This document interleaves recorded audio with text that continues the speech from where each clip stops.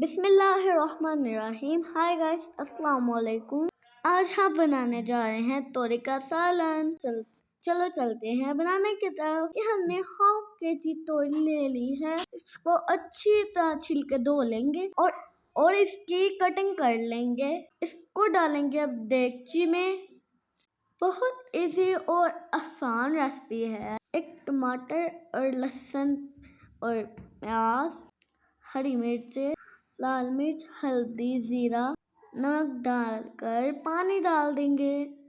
ये देखिए मौसम कितना प्यारा है।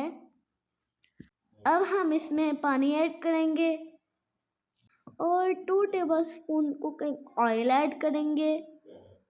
इसको चूल्हे पे मीडियम आंच पे रख देंगे तकरीबन आधे घंटे के लिए। 10 मिनट के बाद मैंने ये चेक किया था, अभी पानी है। हम पानी को खुश्क करेंगे और तोरियों का मैश कर लेंगे।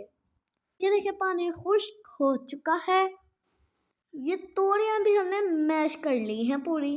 थोड़ा सा कुकिंग ऑयल ऐड करेंगे। 5 मिनट के लिए इसको अच्छी तरह भूनेंगे।